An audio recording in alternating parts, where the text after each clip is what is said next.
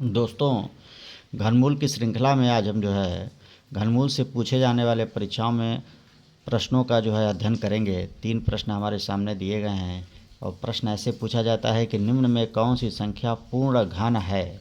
जैसे मान लीजिए पहला है 216, दूसरा है 243 और तीसरा है 729। चलिए इसको लगा के देखते हैं कि कैसे इस प्रश्न को हल करेंगे और परीक्षा में आसानी से हम कर सकते हैं। तो पहला प्रश्न है 216। इसको पूर्ण घन बनाने के लिए इसका गुणनखंड करेंगे। गुणनखंड करने के लिए जैसे हम एलसीएम निकालते थे ठीक वैसे ही इसको है एलसीएम की तरह बांटेंगे। 2 से काटेंगे, 2 एक कम 2, 108 दूना होता है 216। फिर इसको 2 से काटेंगे, 2 पचे 10, 2 चौका 8, फिर 2 से काटेंगे 7, 27 बार में कटेगा। फिर 3 से कटेगा, 2 से नहीं कटेगा, 3 नवा 27, फिर 3 से कटेगा, 3 तिरिका 9 और फिर 3 से कटेगा,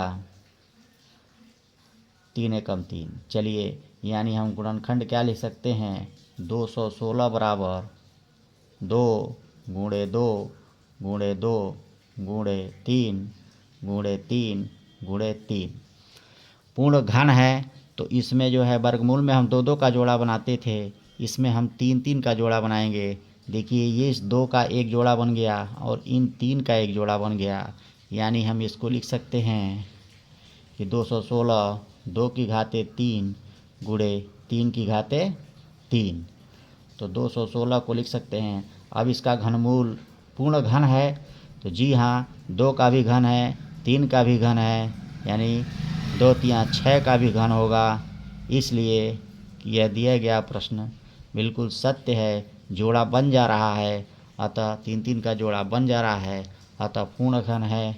यानी 216 क्या है, पूर्ण घन है। ठीक, अगर ये 3-3 का जोड़ा बन गया तो ये पूर्ण घन है और यही इसका आंसर होगा।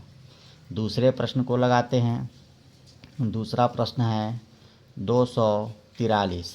चलिए इसका भी गुणनखंड करते हैं और देखते हैं कि जो है जोड़ा 3-3 का बन रहा है कि नहीं बन रहा है। 3 से काटेंगे, 3 8 24, 3 एकम 3, फिर 3 से काटेंगे, 27 तियाँ 81 होता है। फिर 3 से काटेंगे, 3 9 27, फिर 3 से काटेंगे, 3 तिरिका 9 और फिर 3 से काटेंगे, 3 एकम 3। यानी यहाँ अगर देखा जाए तो हम 243 को क्या लिख सकते हैं, यह बराबर है 3 गुणे 3 गुणे 3 गुणे 3 गुणे 3। 1 2 3 4 5 बार आया है। जोड़ा बनाने पर इस 3 का तो जोड़ा बन जा रहा है, इस 3 का तो जोड़ा बन जा रहा है, 3-3 का जोड़ा, इसमें 2 ही 3 है, अतः इसका जोड़ा नहीं बनेगा। अतः 243 क्या होगा, यह जो है पूर्ण घन नहीं होगा। तो ये इसका आंसर होगा कि यह पूर्ण घन नहीं है। इसी तरह तीसरा प्रश्न हमारा देखिए, तीसरा प्रश्न क्या है, 729 है। इसका करते हैं। चलिए 3 से काटते हैं, 3 दूना 6, एक बार 3 चौका 12 और 3 तिरिके 9। अब ये 243 मिल गया। यहाँ 243 हम देखे हैं कि 243 में 5 3 मिला है और 1 3 ये हो गया। यानी हम 729 को क्या लिख सकते हैं, 3 गुणे 3 गुणे 3 गुणे 3 गुणे 3 गुणे 3।